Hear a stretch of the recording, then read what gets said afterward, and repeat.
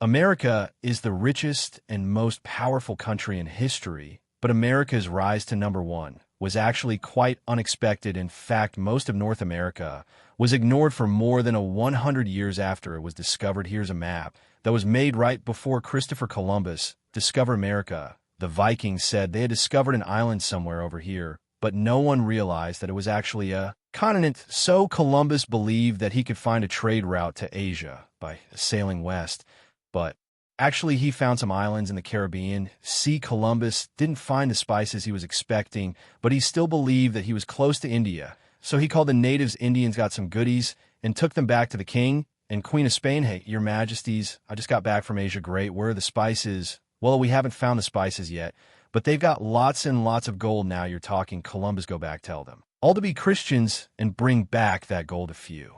Years before Columbus claimed the West Indies for Spain, the Portuguese had discovered that they could reach Asia by sailing around Africa. So Spain and Portugal drew a line right down the middle of the map, and they agreed that all the non-Christian lands on this side of the line will belong to Portugal, and everything on the other side would belong to Spain. So the Portuguese sailed to Asia and built a huge trading empire, and the Spanish got busy, conquering their half of the world. All of the interesting parts of the Americas were down here where there was lots of gold, silver, and people. So that's where the Spanish, when actually the Spanish also sent an expedition into North America in 1539, but they didn't find gold and silver, so they mostly ignored all these useless lands up here in North America.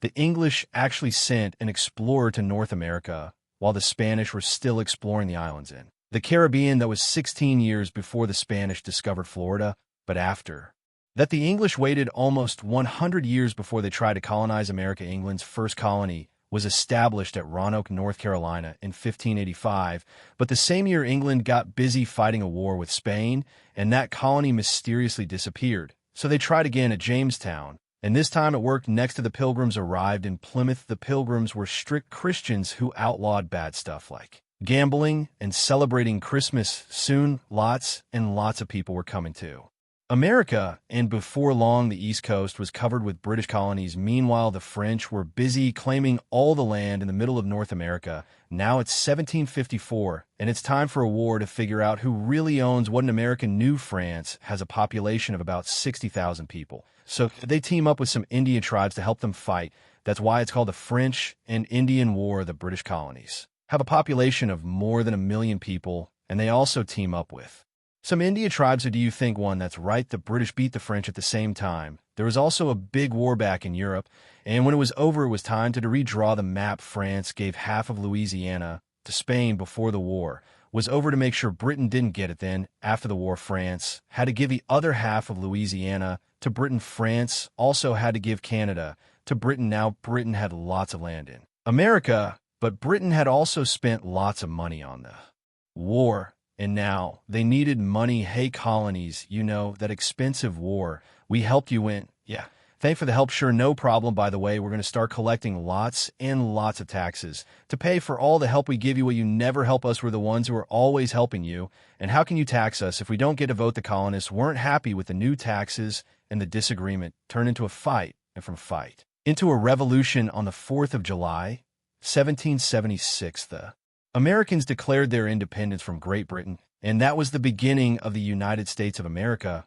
Be 5 more years before the Americans won their war of independence, and after they had won their freedom, they had a new problem. The government they had created was a complete mess. The 13 colonies had essentially become 13 independent countries that were only united in name. The new nation was failing, and it was failing fast. So the Founding Fathers wrote a new constitution and created an entirely new federal government that actually worked. The new constitution became official when 9 states had ratified it, and in 1789 George Washington was elected the first president of the United States. But the USA was only this big, and all the land over here belonged to Spain. So how did America get more land? While over in France, a guy named Napoleon seized power and started conquering Europe. Napoleon also wanted to build an empire in America, so he made a deal with Spain that would give Louisiana back to France. But the Americans needed to use the Mississippi River to send goods to and from other places, and they were afraid of what Napoleon might do if he controlled the river. So America asked France to sell New Orleans to them. You know my plans for a great empire in North America. But now, I must invade Britain. We can build our empire in America after we defeat the British. But if the Americans discover our plans for America, they will support Britain, which could be fatal. But if we sell Louisiana to the Americans, they will be our friends forever, and British will be ours. It would be foolish to sell our largest territory, and the Americans only want New Orleans enough. I've made up my mind. We will sell it. All the money will fund our war with Britain. And so America bought Louisiana for $15 million. America had just doubled in size, and that was good because America's population was also almost doubling every 20 years in those days. The average American family had 7 children, and all those kids needed someplace to live, so lots of Americans moved west where there was lots and lots of unclaimed land. Does anyone own this land? Of course not. Great, because now it's mine. But these lands, my hunting grounds, that's not proper English. You're supposed to say these lands were my hunting grounds. In 1819, America bought Florida from Spain and agreed that this line right here would be the border between the United States and New Spain. Just 2 years later, Mexico wanted independence from Spain, and America had a new neighbor. The northern territories of Mexico were sparsely populated and difficult to control, so the Mexican government invited Americans to settle in Texas. These settlers quickly outnumbered the Mexicans,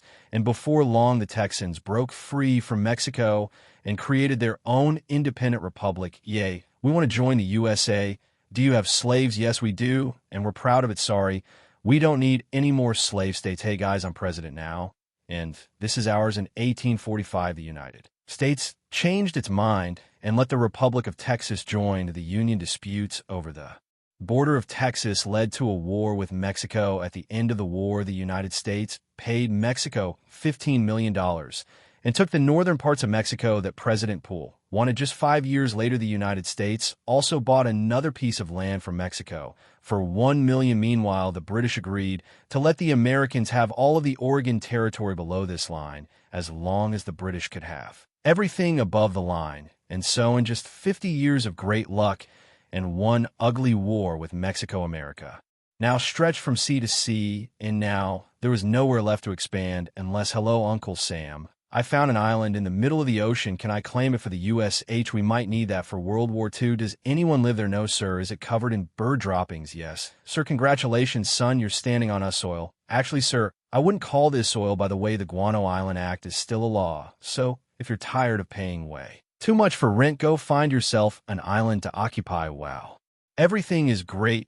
Right after the American Scott California word spread that gold had been discovered in lots. And lots of people rushed to California to help dig up the gold up in the Oregon Territory. There was lots of free farmland. America was thriving, and there was peace on all sides. But there was a big problem on the inside, and that was the problem of slavery. In northern states, slavery was illegal, and many considered it to be a great evil that must be stopped. In the South, slavery was an important part of the economy. Americans have been arguing about slavery for decades, but everything came to a head when Abraham Lincoln was elected president in 1860. Many people in the South believed that Lincoln would abolish slavery, so most of the slave states separated from the United States and made their own country. That led to a big civil war. Lots of people died. The North won. The slaves were freed, and the United States was united again. I'm sorry to hear about the assassination of President Lincoln. Yeah, another assassin tried to kill me on the same night, but I survived the stabbing. That's terrible. I mean, it's terrible that you were stabbed, but I'm glad that you survived. By the way, the Tsar wants America to have Alaska. How much can you pay for it? I think we could do 5 million, maybe 5.5 million, but not more. How about 7 million? Is sure great. I have approval for 7 million. We can make the treaty tomorrow. Can we do it tonight? I should have asked for more money. Great. Now America has another huge chunk of land. Now it just needs a few tropical islands. Hey, look at that. Some American businessmen have taken control of the Hawaiian Islands, and they're asking the United States to annex them. But the President of the United States said no. He believed that America must be a just and law-abiding nation that never misuses its great power to take advantage of the weak. But others feared that if America didn't get involved in the affairs of Hawaii, another great power like Germany or Japan would come and take the islands and use them as a base to attack America in a future war. Should America mind its own business, or should it mind its own interests? America's policy of staying out of other nations' conflicts was about to be tested because something was brewing in Cuba, and it wasn't coffee. Cuba was in the middle of a war for independence. Almost all of Spain's other colonies had already won their independence from Spain after the American and French revolutions, but Cuba, Puerto Rico, and the Philippines were still colonies of Spain. The Cuban War for Independence was constantly in American newspapers, and most Americans sympathized with the revolutionaries. In 1898, after an American warship sank in a mysterious explosion, the U.S. told Spain to leave Cuba, or else Spain responded by declaring war on the United States. Then the U.S. quickly captured Cuba, Puerto Rico, and the Philippines, effectively bringing an end to what remained of the Spanish Empire that Christopher Columbus had begun during the Spanish-American War. The U.S. also annexed Hawaii, which was becoming an important naval base. After the war, the president was shot, and so the young and energetic Theodore Roosevelt unexpectedly became president. Hey, Columbia, we want to build a canal right here. Sure, just pay us $10 million. It's a deal. Actually, we changed our mind. You can't build a canal. What? But we made a deal. Sorry. Hey, Panama, welcome to the club of countries. We want to build a canal right here. Sure, go ahead. While Roosevelt was president, he built up the second largest navy in the world and used this powerful navy to influence global politics. The Americans finished building the Panama Canal in 1914, allowing the powerful U.S. Navy to quickly move between the Atlantic and Pacific Oceans. America had become a world power, and World War I had just begun. If you want me to make more videos like this, please subscribe to let me know. And be sure to watch the next video right here if you want to learn more about American history. I'll leave notes and clarifications in the description. See you next time.